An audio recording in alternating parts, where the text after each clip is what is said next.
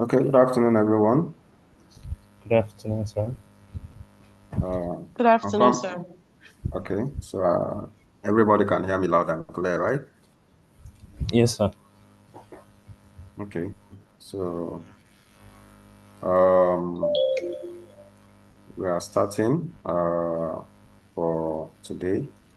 So last time we discussed the seismic method, where I explained to you how the seismic wave propagates through the subsurface Yeah. and uh, and all that. So for today, we are going to start looking at seismic acquisition. I know you guys know I've had a few things about acquisition and all that and all that.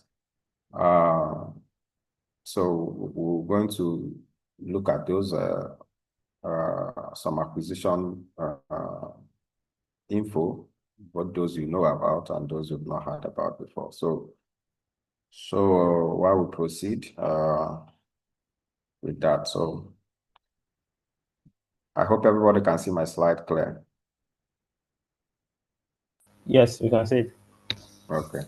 So I'm on the second slide. So just like last time, we are a mentorship program is aimed at bridging the gap between your classroom knowledge and the industry. And irrespective of where you are or what you're doing, as long as you aspire to be in the industry, be it the energy industry in general, from oil and gas to transition. Green energy, carbon capture, geothermal, and all that, or even engineering. Wherever you are, I aim to help you understand the fundamentals of seismic method, help you understand how it's been acquired, how it's been processed, and then interpreted. And then, I hope to achieve that at the end of the day, that even if you're stepping into the industry or you're a newbie in the industry, you won't be afraid if they call you for interview tomorrow as a fresh graduate or graduate at trainee level. You will not be scared when you hear the term seismic, or when you walk into an organization and you see their workstations and they display their seismic data there. I don't want any of you at the end of these sessions to kind of be scared, or they'll be discussing, and you'll be feeling lost. Okay, at least you should be able to pick up one or two of whatever they are saying and make meaning out of it. So that is why the last line says, I want to boost your confidence that attenuate entry-level fears associated with the term seismic data. So someone is not muted. Please mute that person. The host, please mute the last person that is not muted. So today we'll be looking at the seismic acquisition. We will not exhaust the lectures today. We'll look at as how far we can go. By next week, we'll conclude. So for this, we'll run from introduction to some steps in acquisition, characteristics of a good seismic data, do a little classwork. And I think from next week, we'll talk about the rest of the outline, the land acquisition, marine and dimensions of seismic survey and all that. So generally, as we earlier discussed, seismic acquisition is one step. Okay, it's one step in a three-step process. One, you acquire the data, the next thing you process, and then you interpret. So seismic acquisition is the first.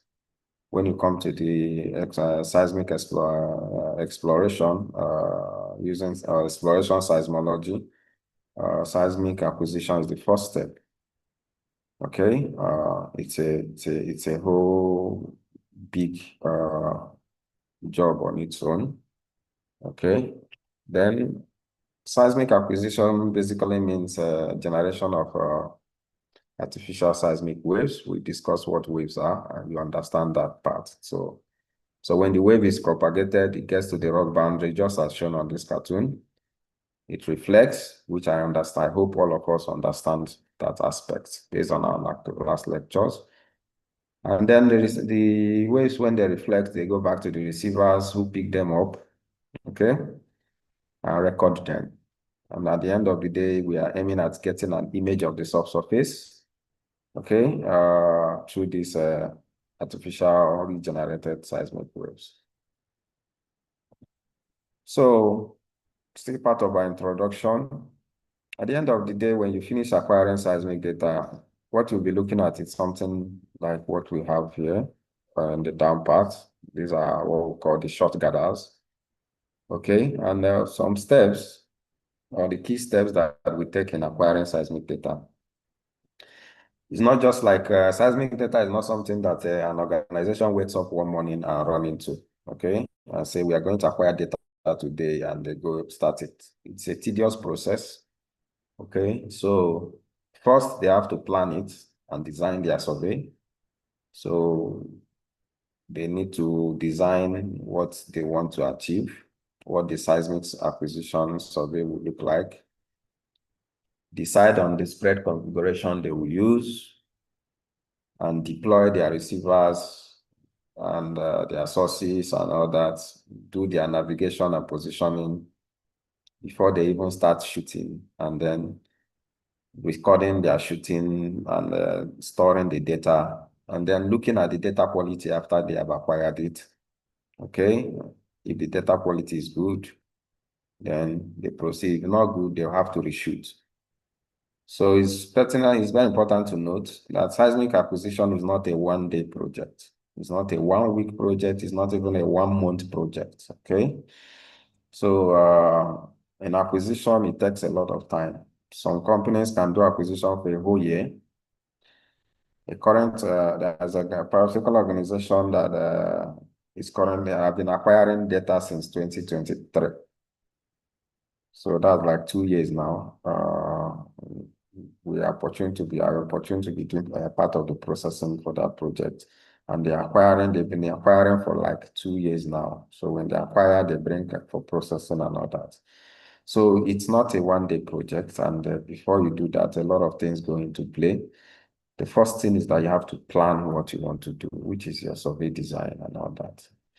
So when you talk about survey design, it simply means what do you want to do? What do you want to achieve? Okay. What's the purpose of this seismic survey? The purpose can be for reconnaissance. You know what I mean by reconnaissance in geology and geophysics. For instance, in the whole of a basin, like we know the Niger Delta Basin, Niger Delta Basin is widely explored. Let me use the Anambra Basin, for instance. So in the Anambra Basin, you have OPL licenses, oil prospecting licenses. And so a company wants to look into the subsurface. If you remember your petroleum system elements, you know that what you want to look out for are presence of structures, which will become your traps. Okay, that's one you want to see in the subsurface first of all. So the question now becomes, what do you want to do? What's the purpose? If it's a reconnaissance survey, the company can decide to do maybe a 2D acquisition. But if it's already a place where they have identified structures, they want to do maybe a 3D, and then to better have a better image of the subsurface, or they want to do a 4D and all that. What is your target subsurface depth? How far do you want to image? What seismic resolution do you want to achieve? In what environment are we even talking about? Are we on land? Are we in the offshore setting or in the marine setting? Are we in the transition zone? These are questions that will come into play while you're designing and agreeing on what to do. What is my survey type? Am I doing 2D, 3D survey, 4D, 4C, or whatever, even a 1D survey? So these questions has to be answered while you're designing, and while questions are being answered, it's being answered in the office. is not in the field. So when you're talking about seismic acquisition, a company that is in the field currently maybe shooting seismic did not start planning the acquisition the day they went to the field. They may have taken 2 years to plan the acquisition. They may have taken a whole year, and even to the point of getting their approval from the regulatory agencies. So it's a lot. Then what you now start seeing physically and all the things we read about acquisition, receiver, source, blah, blah, blah. Now comes into selection of equipment and all that. And then review of existing seismic data. While you are planning your own acquisition, you need to know, has there been acquisition done there before? If yes, what type of acquisition, what was it able to achieve, and what do we aim to achieve better than what was there before, and all that and all that. And this comes down to the quality of the data you want to acquire. So all this planning comes into your seismic survey. The next, still on seismic survey, this is a typical concession map of the Niger Delta. You can see the different blocks, okay? You can see the different blocks within the Niger Delta Basin. Depending on where the company is located, is operating on which block. So is he on land? Is he on offshore, or is he in transition zone, or shallow water, or deep water? So these things are all the things that will be considered when you are planning your seismic acquisition.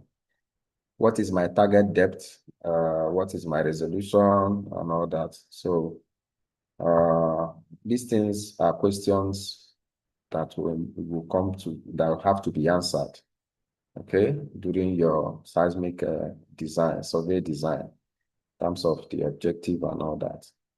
The next, still on the survey design, look at when you answered some of these questions, it will bring you to decide which parameters am I going to use during my acquisition, okay?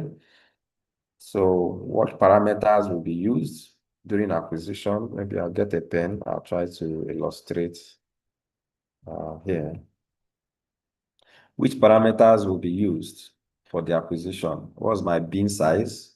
What's my receiver line spacing? You know, initially you've identified your environment where you want to acquire. Is it land? Is it marine? What's my purpose? What type of survey should I use? 2D or 3D and all that. While you've answered those questions, you now start planning the survey by choosing an survey acquisition parameter. These are some of the simple parameters at this level. I expect if I talk about them, you understand. So what's the bin size? What's your source line spacing, receiver line spacing, and all that and all that. What's your nominal fold, maximum offset? Remember, I told you what offset is distance. So if you look at the table, you see that everywhere I have a question mark, question mark, question mark. So for instance, for a typical survey, let's say the survey is on land, and you want to do is a 2D survey, or even if it's a 3D survey, let's say it's a 2D survey, okay? And this is your 2D line. So the question is, my receivers on this 2D line, what will be their spacing? That is what is called the receiver line spacing. Okay, so if I have one receiver here, where should I have the next one? Should I have it here, or should I, and all that? So what would be the spacing between the receivers? That's what receiver line spacing is. It could be 50 meters. So you can decide that my receiver line spacing will be 50 meters apart. Okay, so if your receiver line spacing will be 50 meters apart, so you have answered that question for my receiver line spacing. What's my short spacing? Short spacing, if it's for a 3D survey. For 2D, how many short spacings do you want? Okay, on this line. So you can decide to be putting your shots, spacing your shots also 50 meters apart. You can also decide 25 meters apart. You can decide 100 meters apart. That's what these questions are answering. Okay, that's for receivers and shorts. You know what receivers are? Your geophones and hydrophones. We'll come to that. And your shorts, dynamite, vibrosis, airgun, whatever. So next question is you can answer is maximum offset, number of shots per salvo and all that. What do you mean by maximum offset? You decide this receiver line, this is a receiver line, for instance, for the 2D. Okay, if it's a 3D, you have more than one receiver line. You have other receiver lines that will run parallel with the first one. So on each of the receiver lines, there will also be shots, receivers. Okay, there will also be receivers on the same receiver line. So what's their spacing? Their spacing will be uniform throughout the survey. So if you're using 50 meters, it will be uniform throughout the survey. If you're using 25 meters or 100 meters, whatever, and that will bring you to the density of your survey. Remember, one of the questions that you need to answer is, what is the resolution that I need? So the spacing of these receivers will have a role to play in the resolution of the image you want to, the subsurface image you want to capture. The higher the spacing, the lesser your imaging quality and resolution and all that.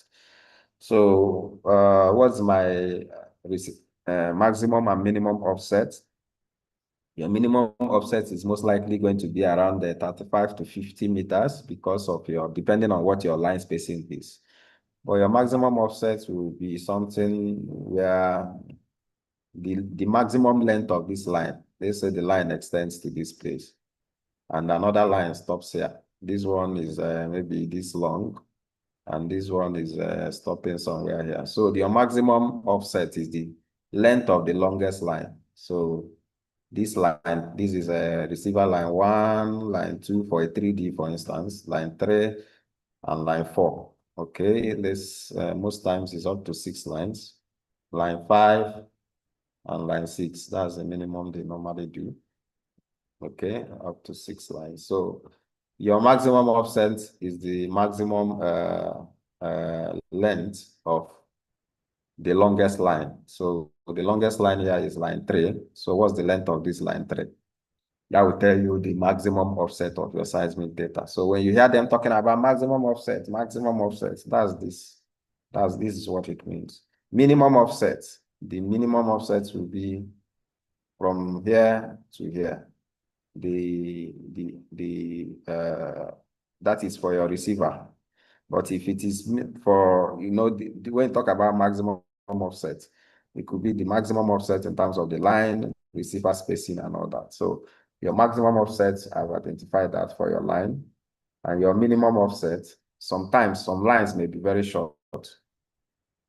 Some lines may be very short, okay? So if the lines are very short, the shortest one will be your minimum offset and all that. Then what is my source of energy for the seismic acquisition? Is it dynamite? Is it vibroseis? Is it airgun? This is controlled by the environment, in which environment you're collecting the seismic data from. So the next thing you may answer is, what's my sample rate? Okay, and what is my seismic record length? Okay, so I skipped to add that. If you have a seismic stack section, you know that the top of it will be 0. And as you're looking at the data, you'll be seeing, when we get to processing, I will show you that, because that's where I have more stack sections to display. You'll be seeing numbers on the vertical sides, which are in seconds. 0 second, 1,000 milliseconds, which is equal to 1 second. 5,000 milliseconds and all that. Most times, seismic data normally stops at 6,000 milliseconds, okay, which is 6 seconds, okay, 6 seconds. But also some cases, they may have seismic data that are acquired up to 10,000 milliseconds, which is 10 seconds. Okay, so it depends on what the objective of the survey is. When I said, how deep do you want to go? So how deep do you want the data to be? That is where you're answering for record length. is my seismic data going to be 6 seconds? Because this 6 seconds in time, when you convert it to depth, it means that the seismic data is imaging the subsurface even up to, let's say, around 10,000 meters. Sorry, 10,000, 10,000 meters. That's 10 kilometers into the subsurface. 9 kilometers into that's 9,000 meters, 10,000, 11,000. That's 6 seconds of recording. So the seismic data that is imaging at up to 10 seconds is having an imaging depth of even up to 15,000 meters and or above. So this is where you answer all these questions. And while you're answering these questions, you are designing your seismic acquisition parameters in terms of as listed here. There are other ones, but these are the very simplest ones. There are other complex questions that will be answered. I didn't want to include that, not to confuse you. When it comes to nominal fold, what's the nominal fold, which is very important, which has to do with number of receivers that are imaging a particular point in the subsurface at a given time. So that is very important because the higher your nominal fold for the data, the more the quality of the data, and the lesser your nominal fold, the lesser the quality. So also boils down to acquisition density. In terms, I will explain that as we proceed. So these are simple questions that will be answered while you're designing your seismic survey. So it's not something they just rush into. They plan them, they design them, and they also use some softwares to make these designs. So there are acquisition softwares that they put into play to do these things. So the next you may answer is what's my spread configuration? There are basically two types of spread configuration during seismic acquisition. They call the split spread and the single-ended spread. So the split spread is the one you have like this. So back to this cartoon I have here. Okay, sorry, the scribbles I have done here rather. You see, we did, let's say we have our receivers, which are the green points. I hope everybody's still hearing me. Yes, I will hear you. Yes, sir. Okay. Yes, sir. Okay, good. So on each of the receiver lines, you have your receivers, which I'm trying to depict with the green dots. Okay, your receivers in this case could be your geophones and or your nodes, whatever. So if you are to now put your source, let me use yellow for source. Okay, if you're now to put your source, and when I mean source, could be your dynamite or vibro size. When your source is located at the end of the receiver line, if your source is here, okay, it means that the acquisition is an single-ended spread. So you can see you have your receivers lined out, just as shown in this cartoon, and your source is on one side. Okay, so if this is usually applied when you're doing marine seismic acquisition. This is usually done for marine. Okay, when you're in the offshore setting and acquiring seismic data, your source will always be at one end while the receivers are at the other end, okay, throughout the survey. But for the split spread, the split spread is usually used for land, okay, land acquisition. And here, the sources can be at the middle, just as is shown here. Sometimes the source will move to the end because on land, your receivers are stationary, but in the marine setting, your receivers are mobile. Have that at the back of your mind. Your receivers are mobile on the marine setting. So when we start talking about them, we will explain that. But for land, your receivers are static. When you put your receivers, you don't change their position again. Okay, but for marine, it keeps changing position and all that and all that. So for the marine setting, you have a single-ended spread. And so your seismic data, the short gathers will appear in a slightly different way. For instance, I'll come back to this. For instance, this image here, are you seeing my image? I think, I don't know, what's the slide number?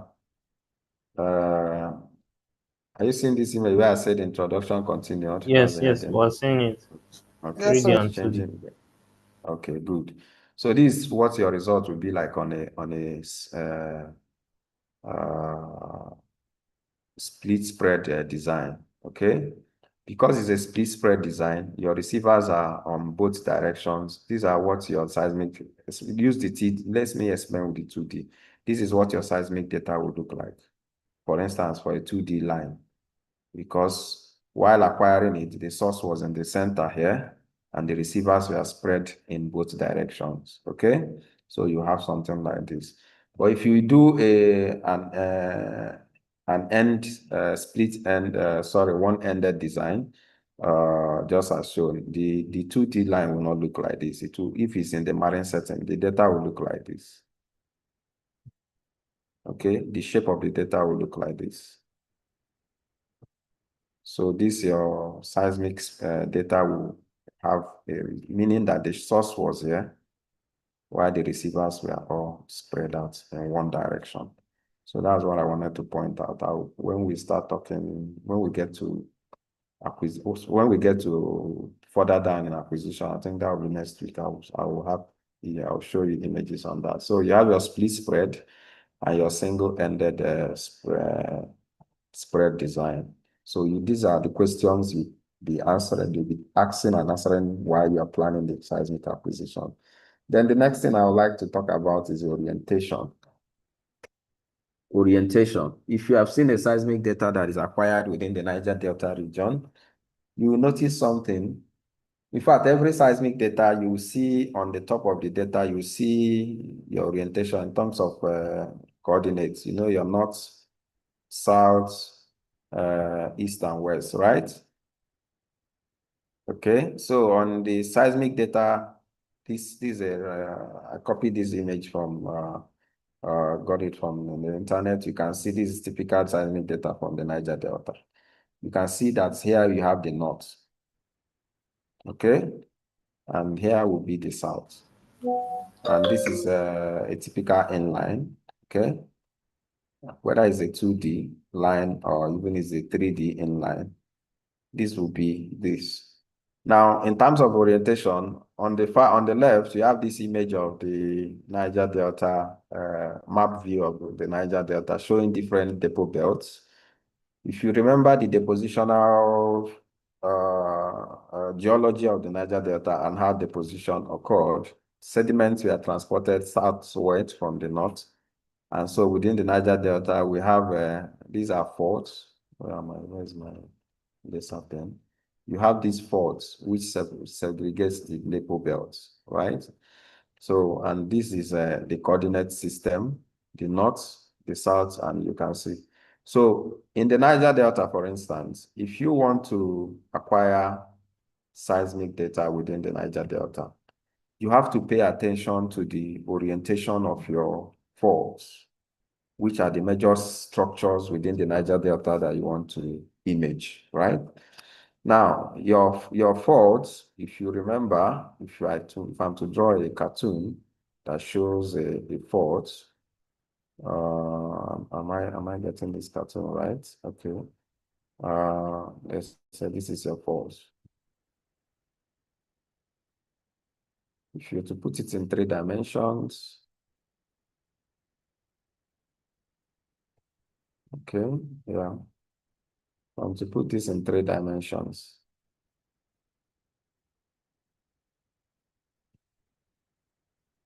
You agree this is the fault, and this is my hanging wall on the lower side and my footwall up.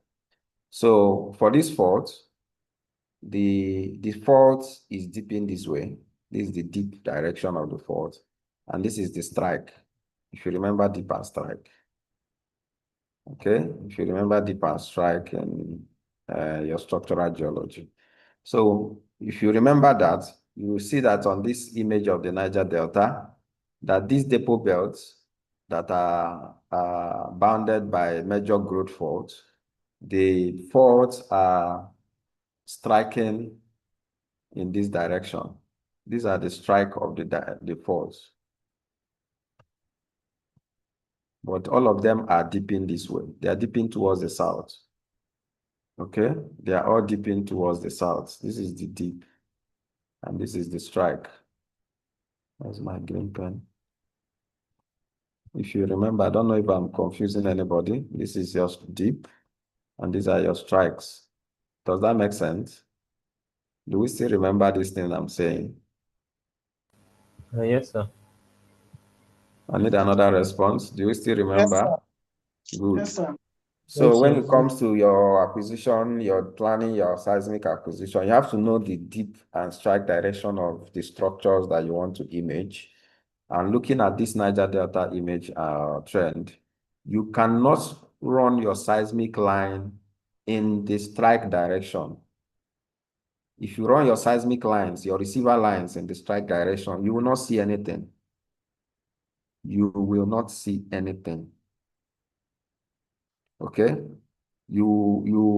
Especially if it's a 2D line. If it's a 3D line, you will not see anything on your inlines. Maybe you start seeing things on your cross lines. And interpretations are done on inlines and not on your structural interpretations are done on inlines and not on cross lines. So your inlines must be in line with your receiver lines. So if you have this structure and they are all dipping this way, it means if you want to acquire seismic data here, your seismic line, let me use a black pen, your seismic line will be, your seismic line will go this way. Okay, it must cut across the structures you are interested in. Okay, you cut across the structure, you can cut across it this way, you can cut across, but you will not go along the strike of the structure. So you have to know the orientation of your structure. Your lines can go this way, okay? They can go that way, but it has to cut across the structure. Why? So that when you look at your seismic data in the after acquisition and processing, the results, this is a typical seismic data from the Niger Delta. When they interpret it, you'll be seeing your structures, because what you'll be looking at is that you'll now be looking at the structure from the side of it, the strike direction. You imaged it on the deep direction. And when you get a cross section of the earth surface in the deep direction, you will now be able to look at the seismic data from the side, which is you're looking at it from the strike direction. So these are the things you have to know during your spread and your orientation of your seismic data, or sorry, your seismic lines for acquisition. So you have to know the basin. So you have to understand the basin, the direction, and all that. So for Niger Delta, generally, every Niger Delta seismic data you see, it will be mostly when you look at the inline, it's seen north to south, because your receiver lines are always trending in the north to south direction. It may be a little away from north to south, can even be trending northwest, southeast, or can trend then northeast, southwest, or directly north to south like this, but never will it be trending east to west, because that's mostly the strike direction of most of your structures within especially the Niger Delta. So depending on the basin you're operating, you have to understand the geology of that basin and then plan your acquisition around that. I don't know if that makes sense to anybody or any question arising from that. So in the absence of any, I'll proceed. So what is the characteristics of a good seismic data that when you plan to acquire seismic data, what's the characteristics? One, it must have a good signal to noise ratio. And your seismic data must have good temporal and spatial resolution. Remember, when you're planning your survey design, you have to consider the resolution of your seismic data. Okay, you have to consider the resolution of your seismic data. Somebody seems to be helping me scribble. Then you have to have good spatial coverage, especially for your 3D data. Hello? Hello, I hope I'm still audible. Yes, yes, Yes, we can sir. hear you. Sure. So these are the Yes, three sir. Okay, so these are the 3 key points for a good seismic data. It must have good signal to noise ratio. It must have good temporal and spatial resolution. It must also have good spatial coverage. So while you're planning your seismic survey design and the orientation and all that, you must put these 3 things must come into consideration. And these 3 things must be considered in planning your survey design. So a successful seismic survey ensures that you are going to achieve the following things. 1, it has to be cost effective. Okay, it has to be compliant with safety standards and environmental standards and all that. And you have to know your time schedule and plan to be within the time, predetermined time schedule. So while you're planning your acquisition, you know that it's going to take a year, it can take 6 months, depending on the size of where you want to acquire. Remember, I showed you the concession, a concession map of the Niger Delta showing different blocks. Okay, so these blocks, the oil blocks, you can see some are big, some are small. So if your company is operating in a small oil block, your acquisition time will not be the same with another company that has a bigger oil block and want to acquire in the whole block. So that determines the size of the survey in terms of square meter, because we're going to measure the size of the survey in terms of square meter. So that will tell you how long it will take and how big the survey will be and how long it can take. So when we talk about signal to noise ratio of your seismic data, what do we mean by that? Remember when I told you when we learned last time about seismic method, we talked about use cartoons. When you acquire this data, the data travels, get to the interface, and it's reflected, right? Okay. When you are doing that, you are shooting your seismic, and the seismic wave is traveling, gets to this interface, it reflects and all that. It travels again, gets to this, and it reflects.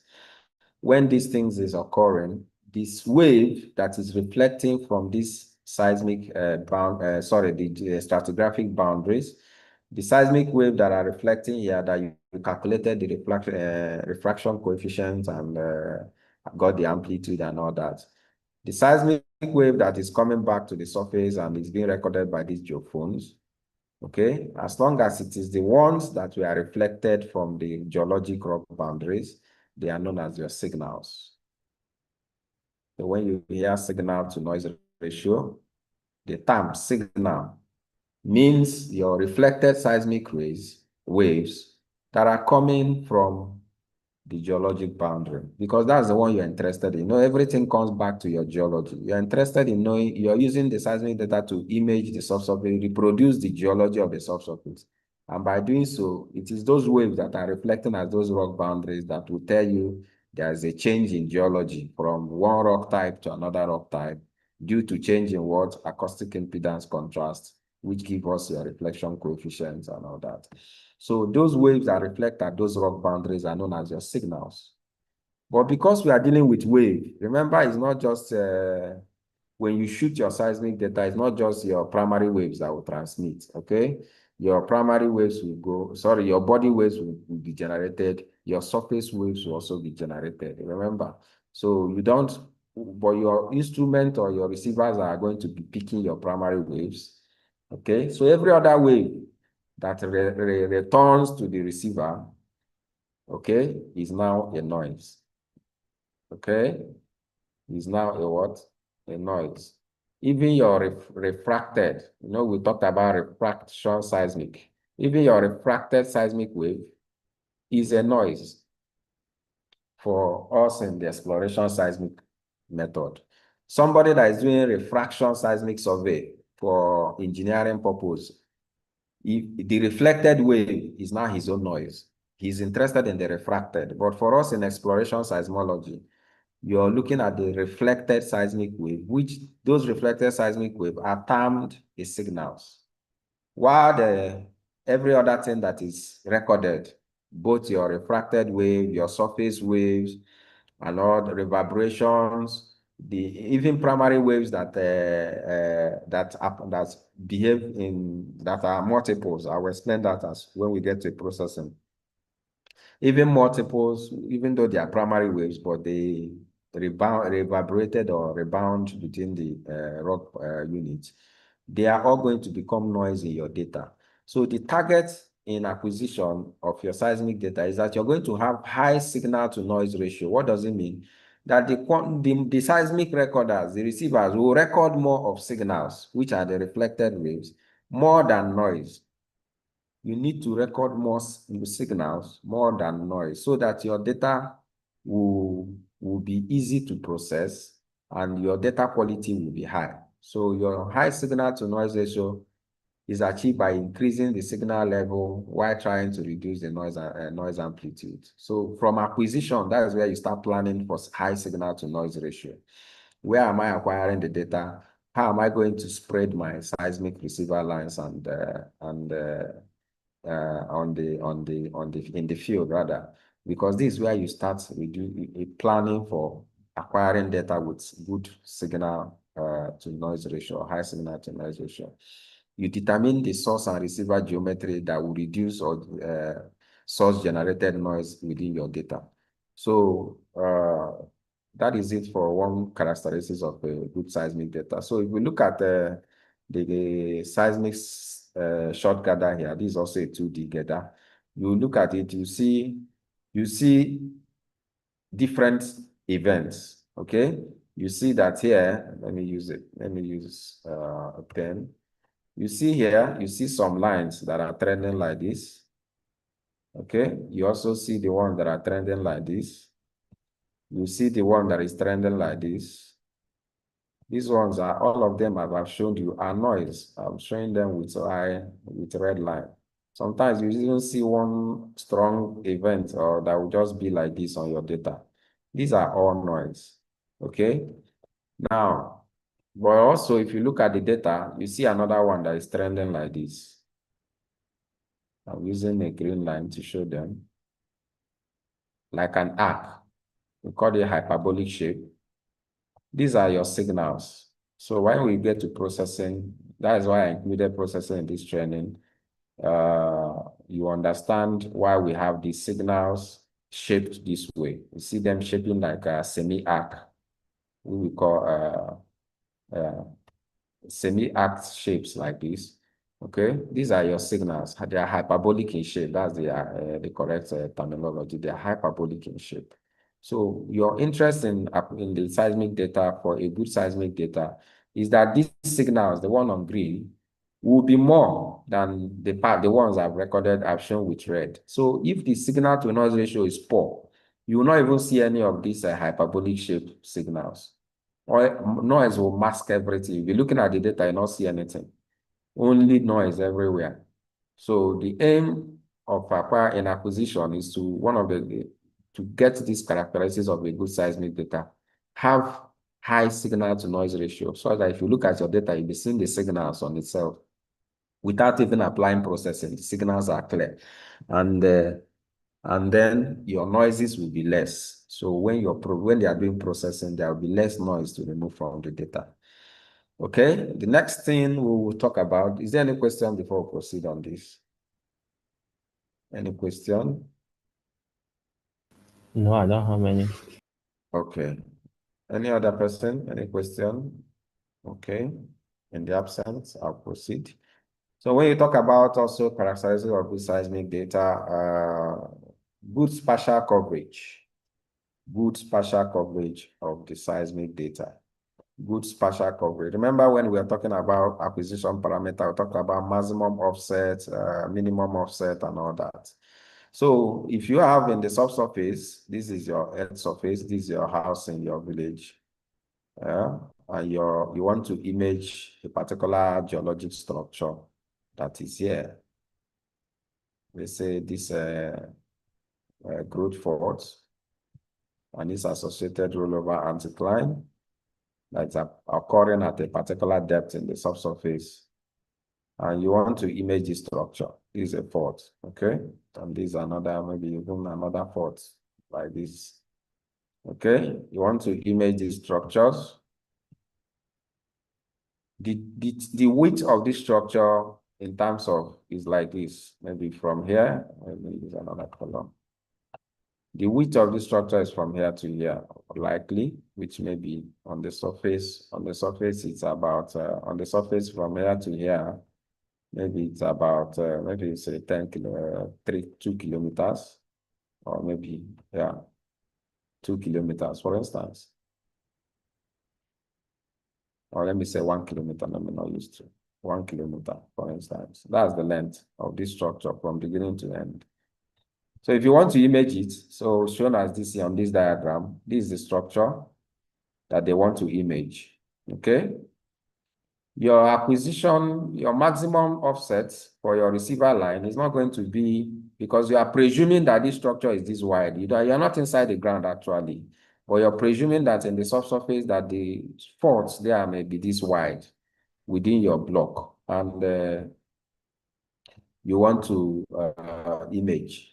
So you have this structure, we are presuming it to be maybe covering 1 kilometer in length. Your receiver lines are not going to be 1 kilometer on the surface. You're not going to go and put receiver lines like this on the surface for like 1 kilometer. Okay? You're not. You're going to put your lines wider than 1 kilometer. Okay? And the width of this your receiver lines is dependent on what you're suspecting the depth of, in terms of height, the depth of this place to be. Okay?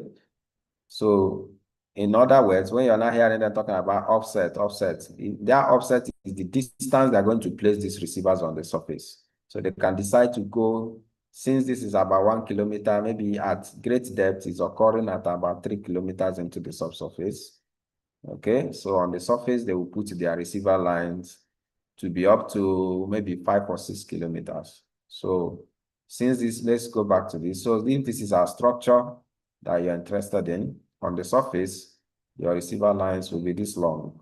So you put your phones from here to here, or even from up to this length.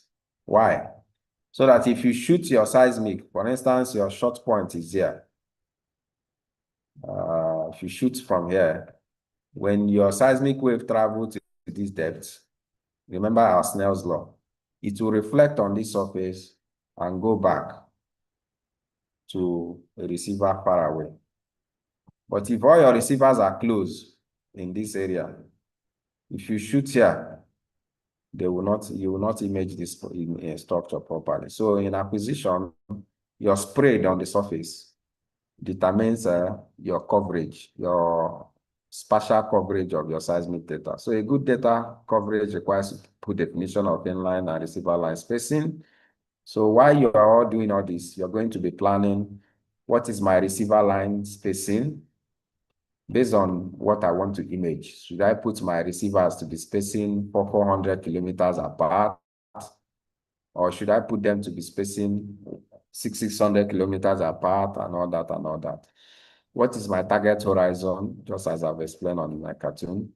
And there needs to be enough offset to image the target. I've just explained that. So what is my offset, maximum offset from here to here, so that I can image this target based on the depth of that structure?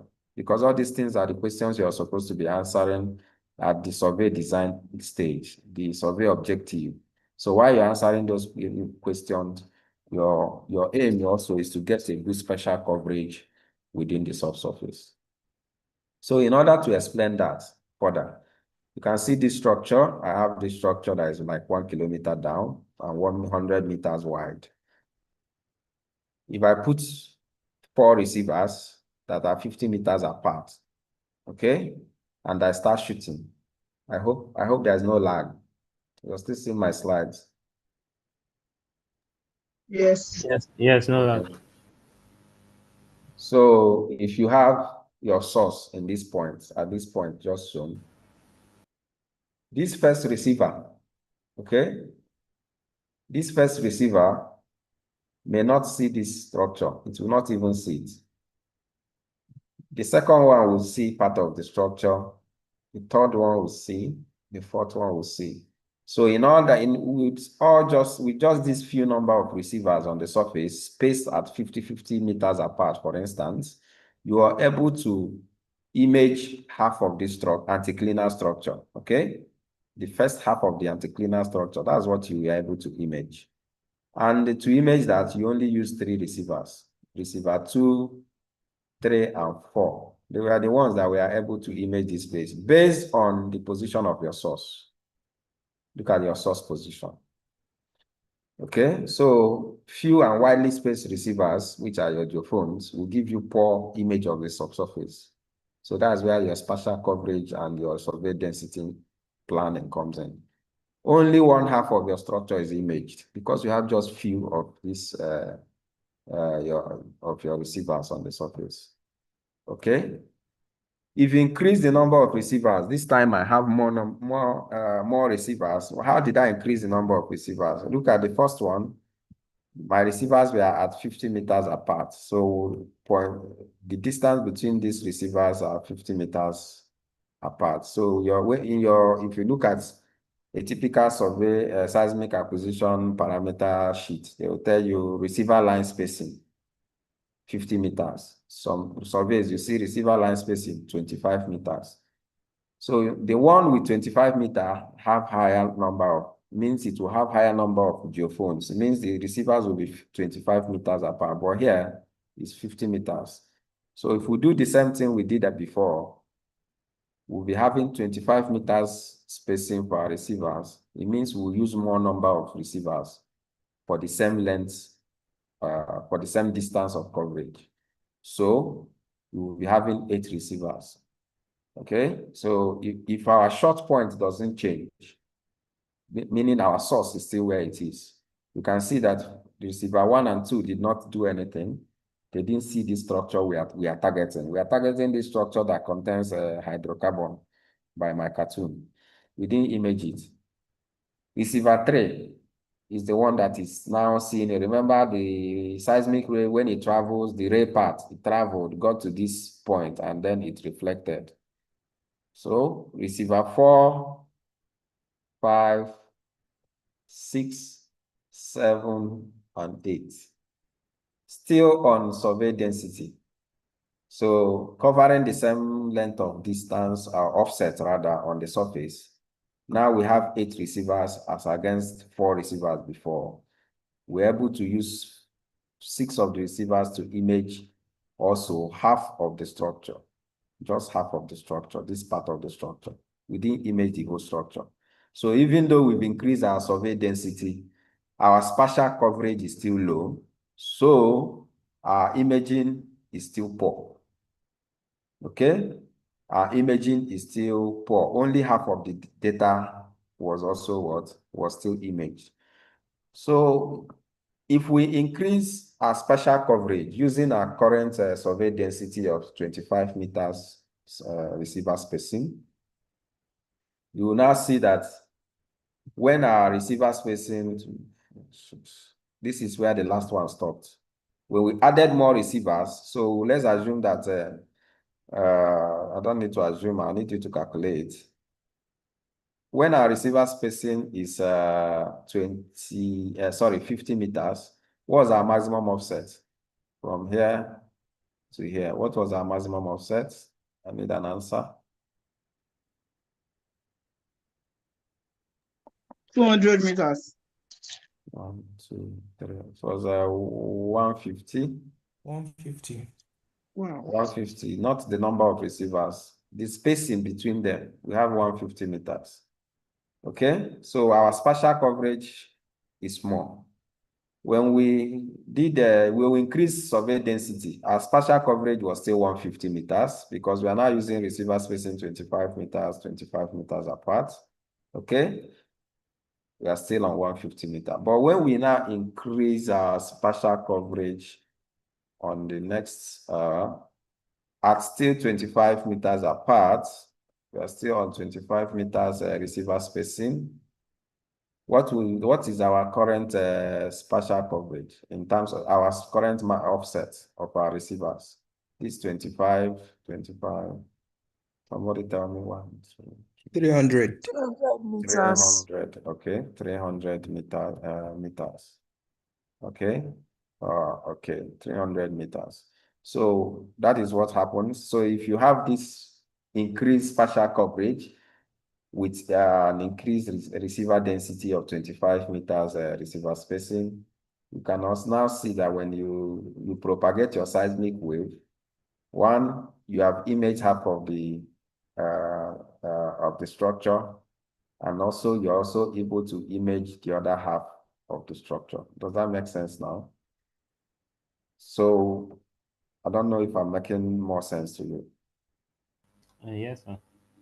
Okay, so when you increase your spatial coverage, you have a better imaging of the subsurface structure we are looking at. And so this, in other words, your receiver offsets have also what? You have also increased your receiver offsets from 150 to 300 meters. Okay. The next thing is still on your spatial coverage. If you change the position of the source, remember the first one, the source was on the left. The source was there on the left. If you change the position of the source to the right, okay, with the same receiver spacing and arrangement, okay, you still have your 300 meter offset and receiver spacing of 25 meters. You now see that you're looking at the structure from another angle, this time from this angle. Initially, it was from this angle on the left. Now you're looking at it from the angle on the right. So you now see that the other part of the structure, you are now imaging it better than you imaged it before. Okay? So what will that tell you? It tells you that when it comes to spatial coverage, your location of or rather the distribution of your sources and your receivers are very important based on what you want to image. Okay, so if you have a structure on the surface, you have a map view and the structure is in the subsurface. You need, let's say the structure is here, it's deep down here, or I can do another you have a map view and the structure is somewhere here. The spread of your receivers on the surface, your receivers and your sources on the surface is very important to imaging the structure, because if you have a higher spread on the surface, you'll be able to look at this structure deep down from different angles. Okay, from different angles in 3 dimensions. That's why you do the 3-dimensional seismic survey. If it's the 2D survey, you just look at it in 2 dimensions, just as we are seeing it on the screen now. And you get a one cross-sectional stack section, or cross-sectional image of the subsurface, which is just one stack section. But for the 3D, you get more than one stack section. So we'll get to that as we proceed. So here we say more and tightly spaced geophones plus change in shot locations gives you the best image of the structure. Now all the structure is imaged from all directions with multiple shots and receiver points. Now the next thing we'll talk about is a temporal and spatial resolution of your seismic data. Remember in our last class, when we talked about frequency, I told you that the frequency is very important in deciding the resolution of your data. So when you're planning your seismic acquisition, you need to pay attention to the frequency of the survey. Okay, what is my source? Which source am I using? Is it vibrosize? Is it dynamite? Is it air gun?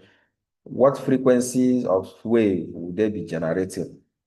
So the strength or the energy of the seismic wave, okay, your source energy is very important because it will also determine the frequency of the wave, okay? So I don't need to explain what frequency is. You already know what frequency is. So for your good temporal resolution to be achieved, you need a wide frequency bandwidth.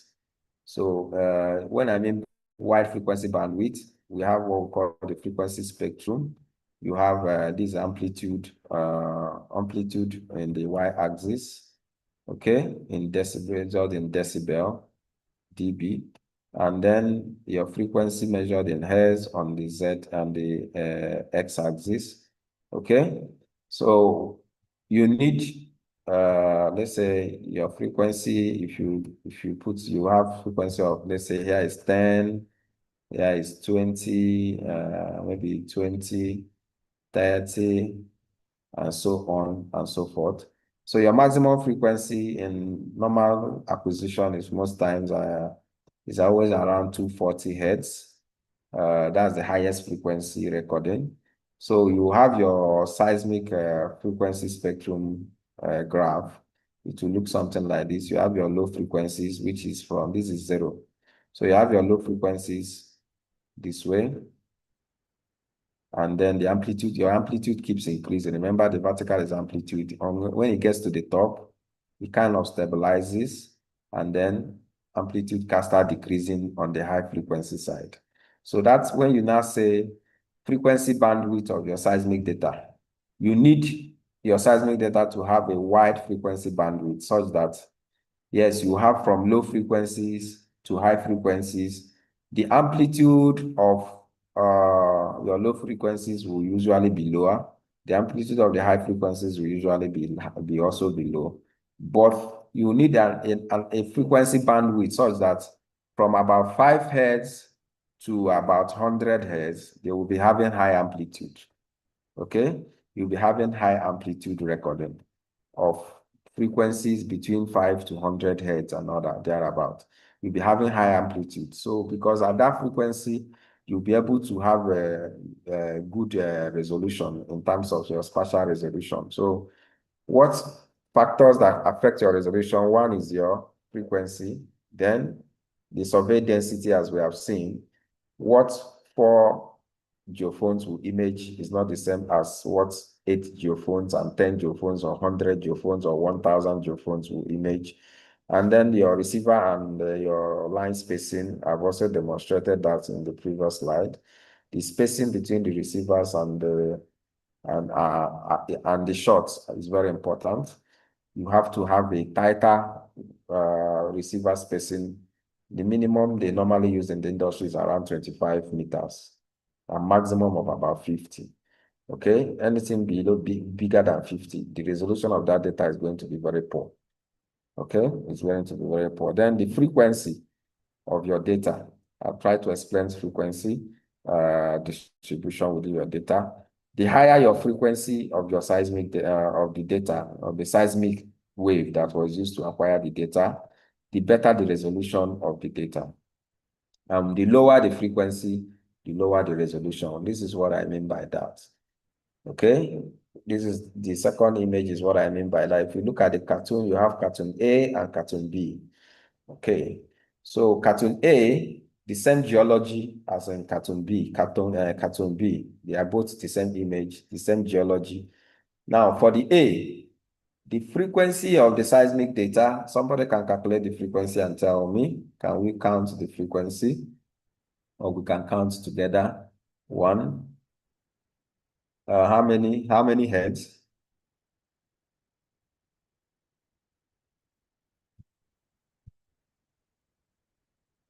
Any idea?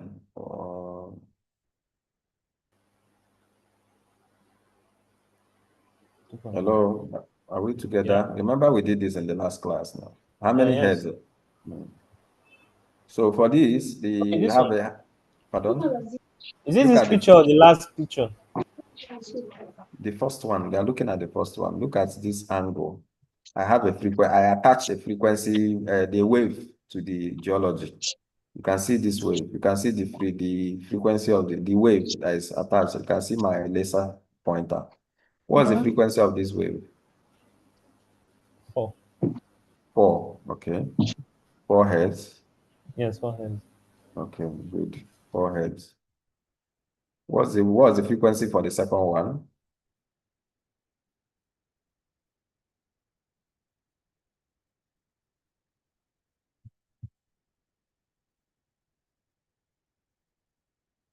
is having frequency of 4 hertz.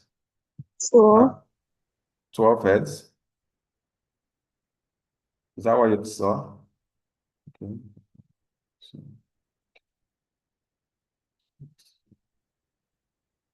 yeah, 12 hertz. So the second one is 12. Yeah, 12 hertz. Okay, good. Now, these two, this rock, the cartoon is showing the geology of an area. It's a common cartoon. Now, if you run seismic wave or your seismic survey through the area where these rocks are located, and one of the survey, you do 2 surveys, for instance, you have the seismic wave moving at 4 hertz as the frequency. You will notice something that as the seismic wave is traveling, okay, by the time it makes one oscillation, that is 1 hertz, I try to use, you see where I use the red dash lines to demarcate, to give an arbitrary boundaries. So if you count there, you see from here, from this first boundary to this other one, you have 1 hertz, okay? You have 1 hertz of 1 hertz of seismic wave. Okay, you keep traveling, another one and another one. So from this point, which is in this time is our period. You know, frequency is 1 over period. So from this point, let's say this is at in terms of time, let's say this is at 500 milliseconds in the subsurface to 1000 milliseconds in the subsurface, for instance.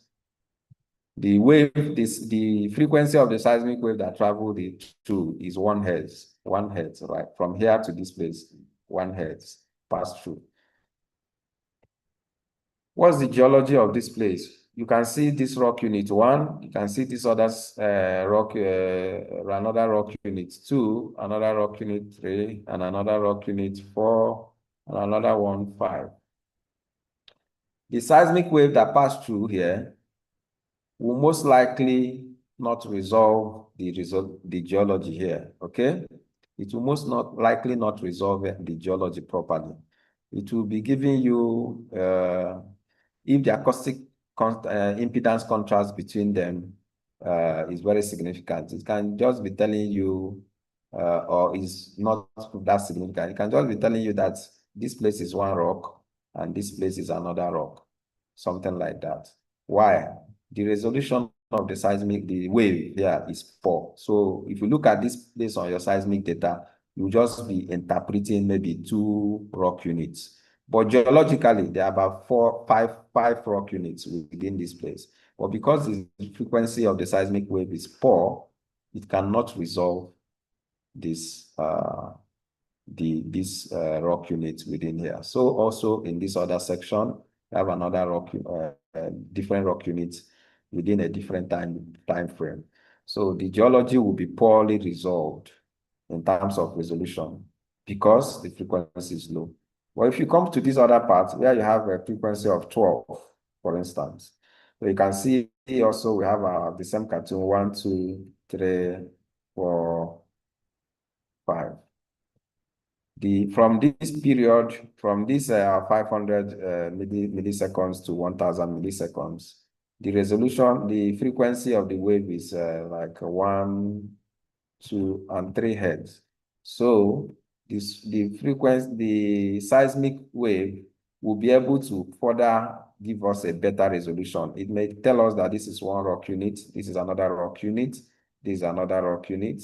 It might lump these 2 together as 1 rock unit and then give us this one. So if you look at this on your seismic data, you may be able to differentiate about 3, maybe up to 3 of the different rock units, even though they are more than 3. But you can't do that where you have a lower frequency. It will be telling you the rock units are not, it will not resolve it properly. It will not tell you all the rock units. It might tell you that they are 1, especially if their acoustic impedance contrast is not wide or is not far from each other. The seismic data may be looking at them as 1, or maybe looking at them as 2 units. Okay, so you look at it on your seismic data, you see just 2 units. But here, You may be having more than 2 units, up to 3 or 4 units and all that. So that is what the importance, or where frequency plays a key role in resolving the seismic your seismic data in terms of the resolution of the data. So if I try to explain the frequency bandwidth, the same seismic data, for instance, if you look at seismic data on this image, the one on the left and the one on the right, they are the same, okay? If you look at the frequency spectrum on the lower part, you see that the frequency, the amplitude for the low frequencies, okay, low frequencies are to your left, okay, low frequencies are to your left here. Your low frequency, okay, the label is up. So frequency of from 0 to 100, okay, that's good. So your low frequencies are having amplitudes of about 20 decibels, and then it increased. So at about 10 and at about 10 hertz, you have the highest amplitude, and then the amplitude start dropping as frequency increases. So you can see your from about 7 hertz to 33 hertz. That's your dominant frequency within this seismic data. And you looking at the data itself, you can see what the data quality looks like. You can see what the data quality looks like. You can see how the data is. But if you look at the second image on the right, it is the same place so that the data is coming from. Both of them are coming from the same place, and the frequencies are not the same. Look at the frequency spectrum on the right. You can see the frequency spectrum is broader. So you have a frequency from about 1.6, or maybe, let's say from 5 hertz has high frequency, up to 50 something hertz have high frequencies. Sorry, have high amplitude rather. Have higher amplitudes. Whereas this one, you have from 7 to like 33 with hertz having high amplitude. So you have a broader frequency bandwidth on the right. So if you look at these two images critically or closely, you will notice significant differences. So follow my laser. If you look at the image on the left, on the top part of it, you can see where my laser is. I'll record that part as, let me use a clean pen. Where my laser is, here. Where my arrow is now, where I put an arrow. Are you seeing that this place is whitewashed? The amplitude there is low. Yes, you can see. That is because the frequency bandwidth of this seismic data is poor. So you cannot resolve the geology in these areas properly. Amplitude there will be kind of reduced and dampened. If you look at the corresponding part on the same seismic data, what do you see? You see amplitude has increased around those areas. So your low frequencies and your high frequencies information in this area have higher amplitudes, and so you can see the geology and you can map the geology. But for this one, if they tell you to map here, you can't map much. Okay, you can't do much because here the frequency bandwidth of this data is poor, and so you cannot resolve the geology properly. So the acoustic impedance contrast between the rocks would tend not to give you a good contrast value. So the amplitude will be low. But here, where the frequency is higher, you have a higher acoustic impedance contrast and corresponding reflection coefficient and higher amplitudes.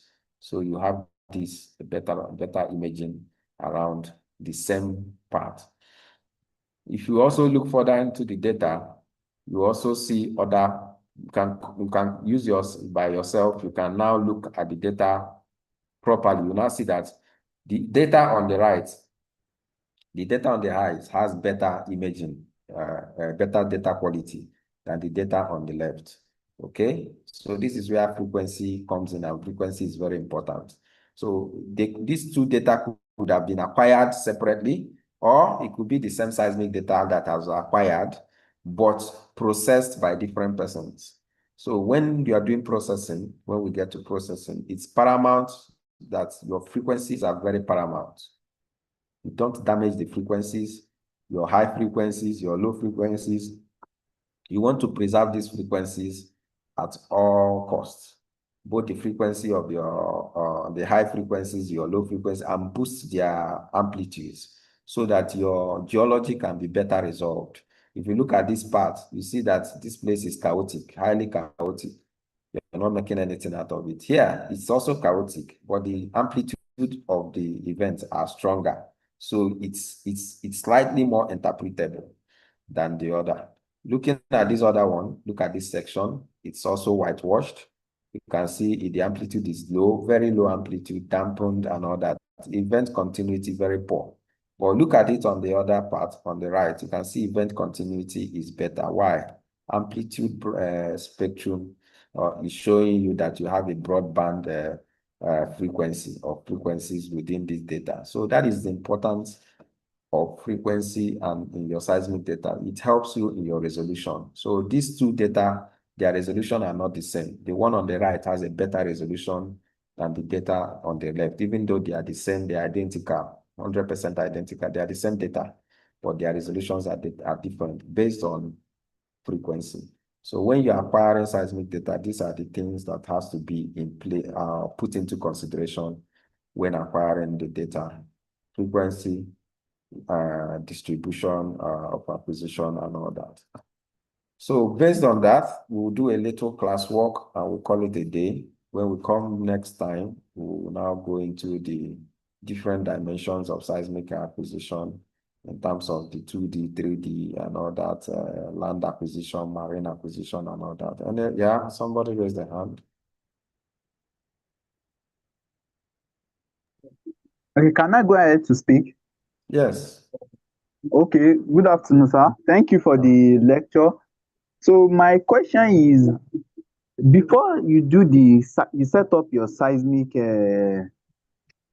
profiles, you say we set it up on a structure. Yes. Those structures, which method is used to determine the structure, if they are present or not? Okay, good question. In seismic acquisition, okay, I use acquisition in geophysical exploration, okay. You know, there are different geophysical exploration methods, right? From magnetism and all that, seismic is just one geophysical exploration method. Now, the essence of applying your geophysical exploration, now we are using seismic, is to image the subsurface and identify the presence of structures. Now, you don't know where these structures are located. You do not know because you're on the surface. These structures are thousands of feet in the subsurface. Now, you're using the seismic method to image the subsurface and identify the structure. You don't know where they are. You don't know how they are going to be, their size or whether they will even be there in the first place. So what then happens is that geologically, you have to do a reconnaissance survey or reconnaissance of the basin. For instance, if you're in the let's leave the Niger Delta that is widely explored. Let's go to a basin in the north. Any basin, anybody can tell me one basin in the northern part of Nigeria that you are familiar with? Bida Basin. Good, Bida Basin. Now, the Bida Basin that you know it is not known as a hydrocarbon prolific basin, okay? I believe that NNPC has done a lot of acquisition in the Bida Basin. Why? They are looking for hydrocarbon, right? When they put their spray, their seismic, when they run their seismic line in Bida Basin, for instance, what they will be using to design the acquisition is the geology of the Bida Basin that is present in literature. People have studied the Bida Basin in terms of outcrops. They've seen that in the Bida Basin that the petroleum system elements are present based on outcrop studies. They've seen source rock, they've seen reservoir rocks, they've seen potential sales rocks, and they know the history of the Bida Basin, that it was deposited in so and so time to geologic time to so and so geologic time. and that there were tectonic events within the Bida Basin that lead to presence of structures. Maybe on some outcrops, they have seen faults. That means in the deep subsurface, there are going to be faults also. So remember I told you, when you're also planning your survey, the stage of your survey or your exploration matters. If it is let's say we are going to Bida Basin now to look for oil and gas, and nobody have been to Bida Basin before, it will be waste of money to go and do 3D seismic acquisition in Bida Basin. Okay? You're going to be doing 2D. 2D seismic acquisition, where's my pen? Is just, okay, let me use it. Let's say this is your Bida Basin. Or this is an oil block in Bida Basin. You don't know where the structures are. You cannot go to this block and start running 3D line all over this block. If you do that, it will be very expensive. Remember, one of the objectives is that it has to be cost effective. So what do? You run a 2D line here. You run one 2D line arbitrarily along this basin. These are 2D lines. So if you look at you see some maps, it will be showing you 2D line maps. They will run this way. What is the 2D line trying to do? The 2D line will just give you a cross section of the subsurface.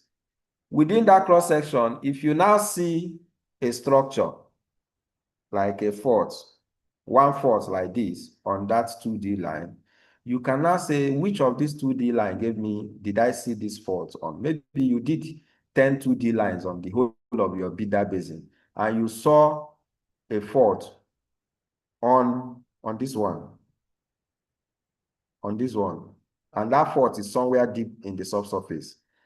Okay, and that fault is somewhere deep down in the subsurface. What you now do is to now run a 3D. Okay, this is now when you now decide to run 3D, which is multiple 2D lines that will cover where you are. You remember, this is the 2D that showed you this fault. You now run a 3D that covers the whole of this 2D and extend beyond it. Why? You want to see this fault that you have identified. You want to see the structure in 3 dimensions from all angles. So I don't know if that answers your question. You don't see anything from the surface, but you plan. So in the Niger Delta, you see them running 3D because they've already known, they are very certain that there are structures in the Niger Delta. But in a frontier basin like the Bida Basin that you mentioned, you will not go and be running 3D survey. You will not even run 4D because 4D is time lapse. You will not go and say you want to run 4C. You start with a 2D, which is more like a reconnaissance seismic survey. You can run multiple 2D lines, 10 kilometer, 5 kilometer, depending on offsets that you choose. When you now use one 2D line and identify a structure, or maybe two different 2D lines identify the structure within the subsurface, you now start running 3D around that area where you got that 2D, so that you will now be able to see that structure properly. Does that answer your question, Hassan? Yes, it's well answered. Thank you. Good. Okay, any other question?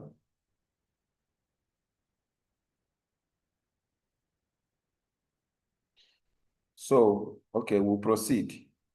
So based on the frequency that we are talking about, I have Sorry, sir, please, I have a question. Go ahead, please. Okay, so you mentioned the 4C. I know that 4D is a repetition of 3D. Can you please throw more light on 4C? When we get to dimensions of seismic data, we'll talk about also. Just let's not rush that. Let's not rush that. We'll talk about that in our next class. So, so based on the frequency, your seismic data has what we call apparent and dominant frequency. Okay, every wave has the apparent and dominant frequency, and the dominant frequency is where the amplitude of the wave of the reflections are very strong and much stronger. And so where we have simple formulas that are used to calculate. You can use, when you look at a seismic data, you can use that to get the frequency of the data, of the seismic data arbitrarily from the seismic data. You know what when I mentioned the last time, when you're looking at your seismic data, what you're seeing are the amplitude variations within the data. Strong amplitude, low amplitude, amplitude events, okay? Event continuity based on the amplitude trends and all that. You're not seeing frequency. But from the amplitude events, you cannot deduce the frequency of your data, okay? So the formula for apparent frequency is number of cycle over time interval, and the dominant is 2 times apparent frequency over pi, and from your frequency, you can also deduce the wavelength of the seismic wave that was used for that. So for this, for instance, we have this seismic data here.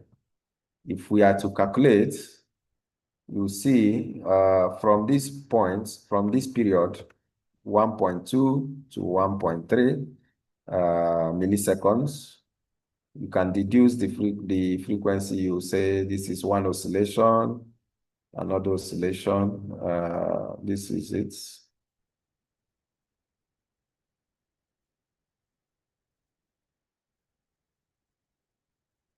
How many oscillations has this seismic wave made?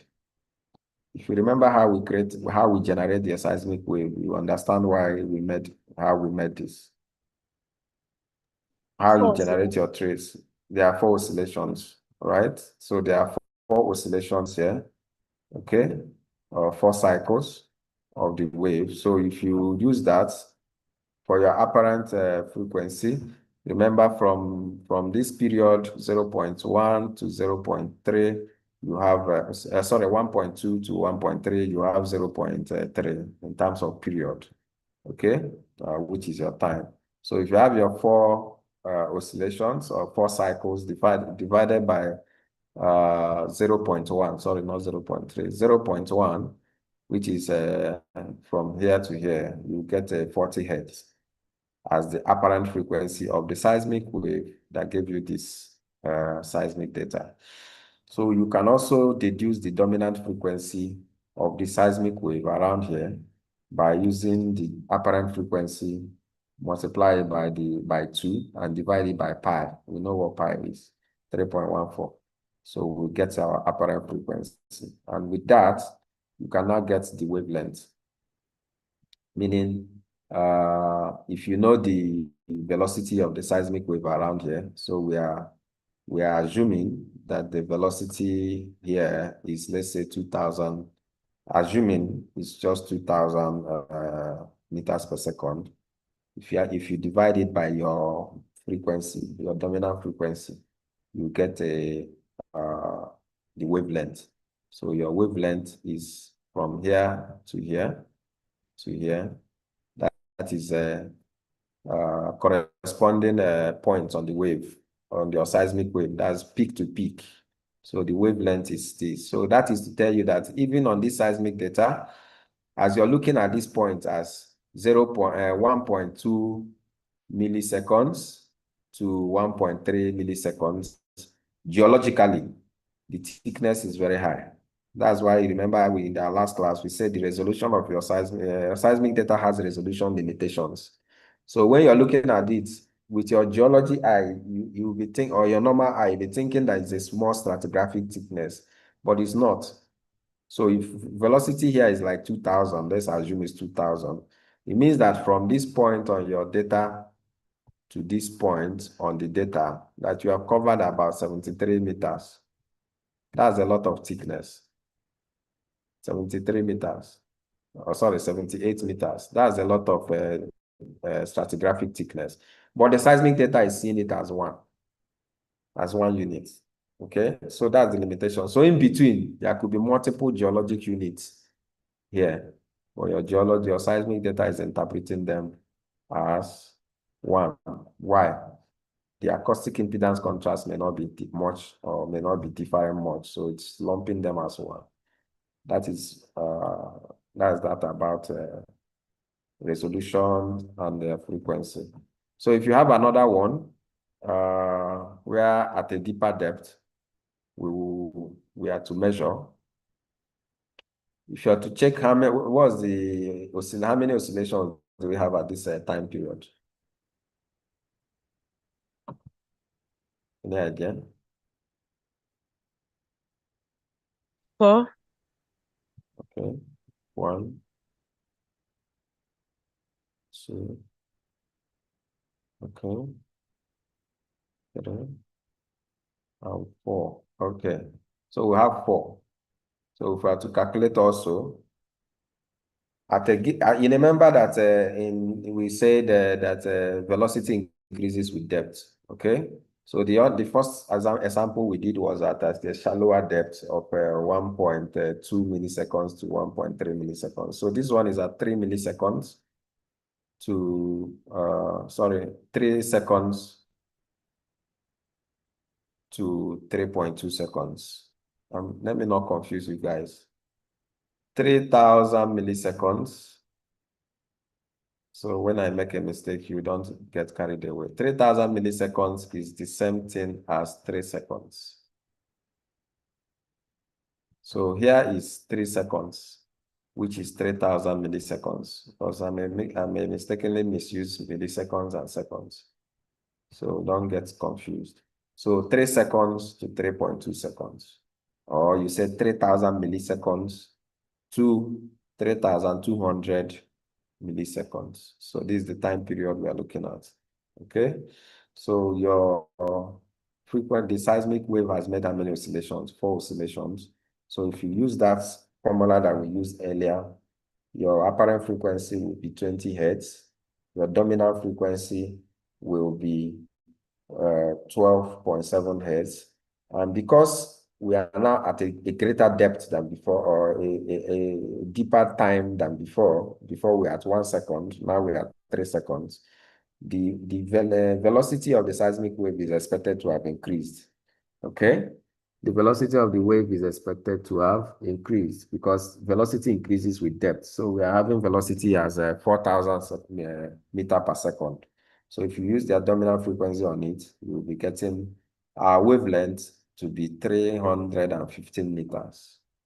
I don't know if that makes sense to you now. So when you see a typical seismic section and you're seeing 0 and the record length is like 6 seconds, 6 seconds or 6,000 milliseconds, it means that you are looking at, even though you're looking at it on your computer screen and it's looking small, you're looking at a great depth. Imagine what 10,000 kilometers might be on the surface, or in the surface, or 10 kilometers might be, or 10,000 meters. That's something equivalent of what you're looking at. So, and that's how it is, and your frequencies is what helps you to resolve the geology and increase your resolution of your data and all that. So somebody should take a screenshot of these ones. You have to do these ones on your own as your homework.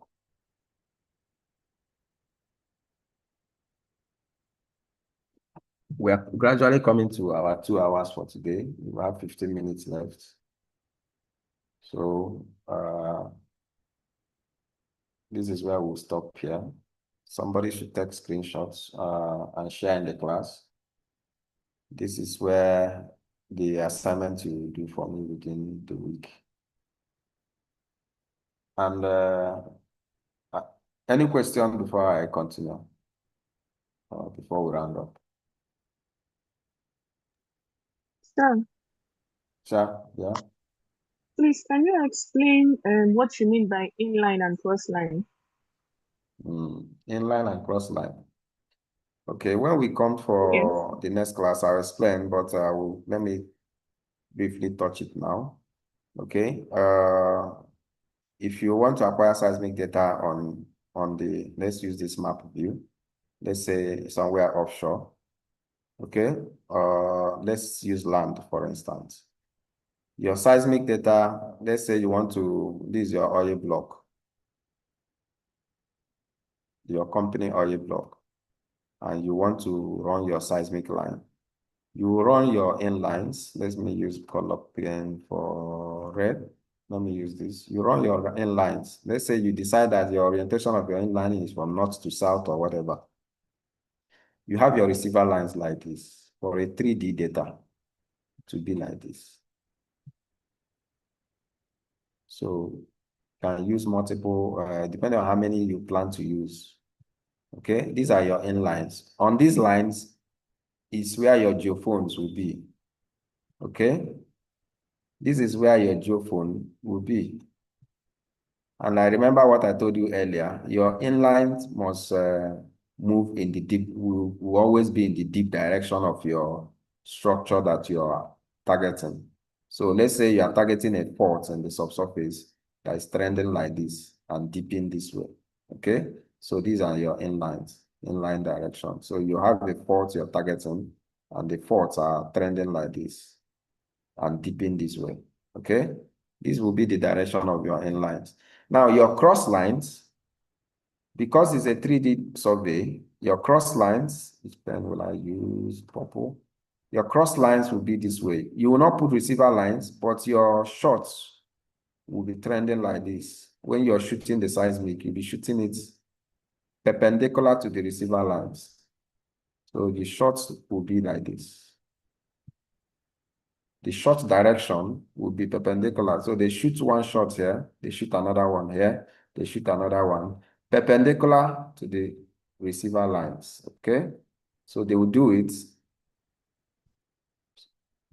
continuously over the whole survey area. Remember, I told you your receivers on land does not change their position. So those receiver lines on blue will remain stationary throughout the survey, but your shot points keep changing perpendicular to the receiver points.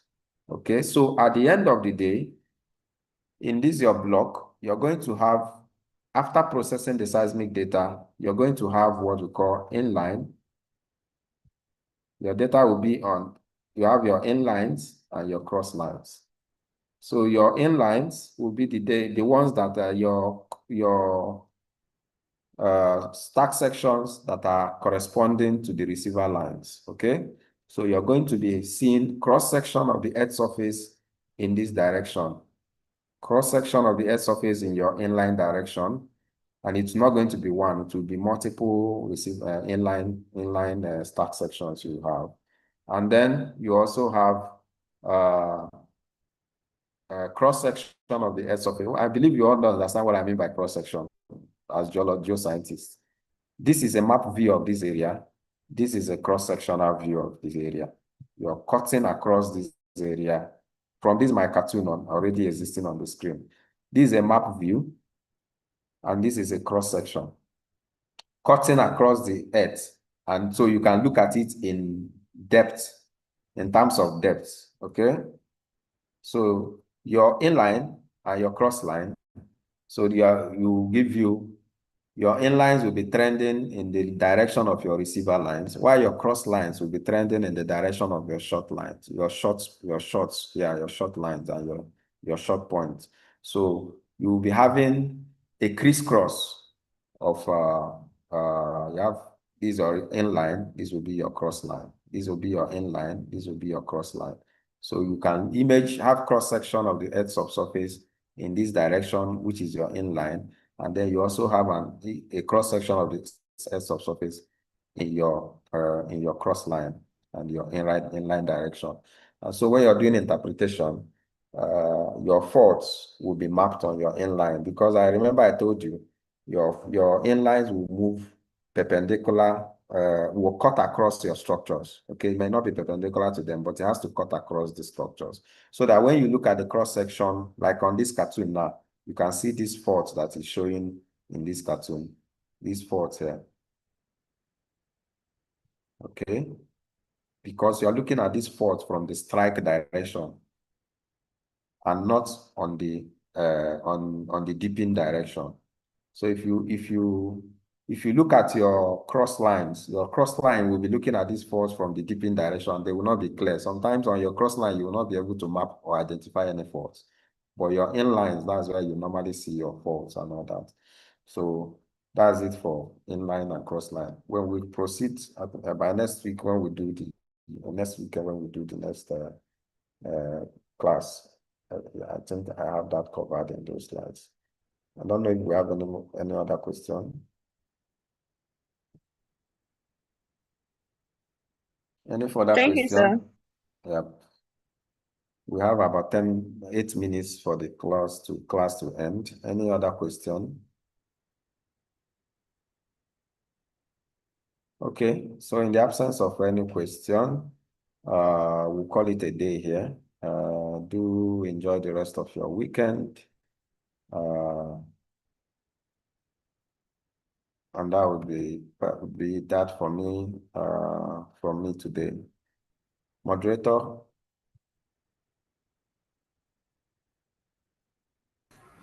Okay, sir. Thank you for the lesson. Okay. Thank you, everyone. Okay. I'll be taking attendance now. Okay, Okay. sir. Any other thing? Okay, you said we'll have another class. Is it during the middle of the week or next weekend? I will discuss with you guys, the moderator within the week, and this week is going to be a bit hectic or somehow for me. So let me see how it goes. And on next weekend I'll be on transit. So if we have to do it before I travel, I will let you guys know. If we have to do it after I travel, then it's likely to be on Sunday night. Okay? Because I'll be traveling to Lagos by weekend. So my weekend will be packed. So if we do the class by weekend, it won't be on Saturday.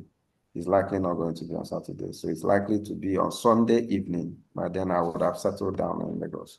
But if I see that my weekend is not going to be that smooth, then we might schedule the class within the week. I'll reach out.